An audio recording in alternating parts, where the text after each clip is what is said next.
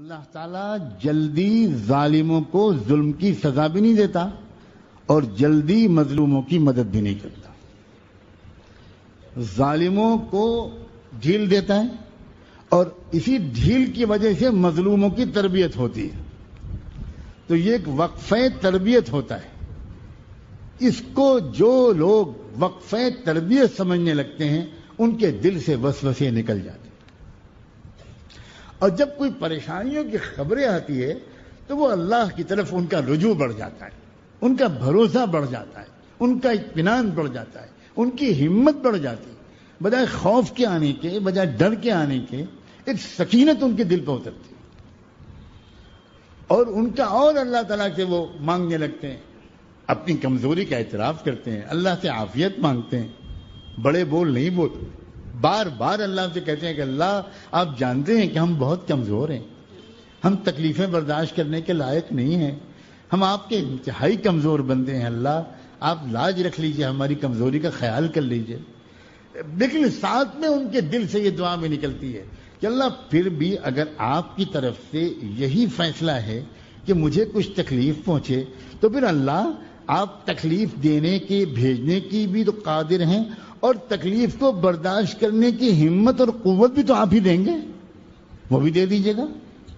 جب تکلیف کا وقت آئے تو برداشت کی قوت دے دیجیے گا. اور دنیا صحابہ کرام کی برداشت کی قوت کو دیکھ کر حیران ہوتی تھی کہ کوڑے پہ کوڑے پڑ رہے ہیں, مارے جا رہے ہیں, تپتی ہوئی ریت پر گھسیٹے جا رہے ہیں, مارے جا رہے ہیں, لاتیں ماری جا رہی ہیں اور کہہ رہے احد احد احد احد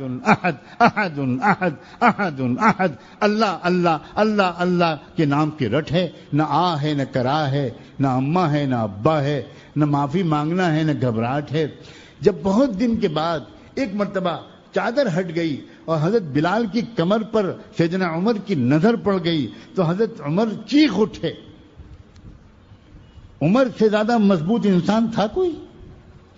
لیکن وہ بھی اپنی چیخ کو قابو میں نہیں رکھ سکا اور انہوں نے وہ بھی رکھ سکے اور انہوں نے کہا کہ بلال بلال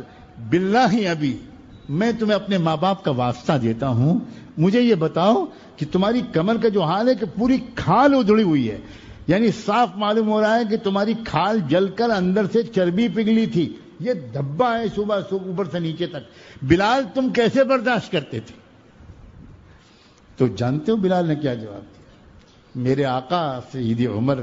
میں کسی کو نہ بتاتا, لیکن آپ نے پوچھا ہے تو آپ کو بتاتا ہوں. میں آپ سے بتاؤں, واقعی سچ کہہ رہا ہوں, آگ کے انگاروں پر لٹاتے تھے, تپتی ریت پر لٹاتے تھے, گھسیٹتے تھے, سب کچھ چھوتے تھے, مگر اللہ کا نام لینے میں جو مجھے مزہ آتا تھا اس مزے کی وجہ سے مجھے اس تکلیف کا احساس نہیں ہوتا تھا. اللہ یہ کر سکتا ہے, یہ کر سکتا ہے, اللہ آج بھی کر سکتا ہے کہ دیکھنے والے اور خبریں پڑھنے والے بہت پریشان ہوں کہ کتنی تکلیف میں ہے یہ شخص, اور اس تکلیف والے کو ایسی راحت پہنچ رہی ہو کہ وہ زندگی میں اس نے کبھی اپنے نرم گدوں پر وہ چین نہیں پایا جو وہ جیل کی سلاخوں کے پیچھے پا رہا ہے.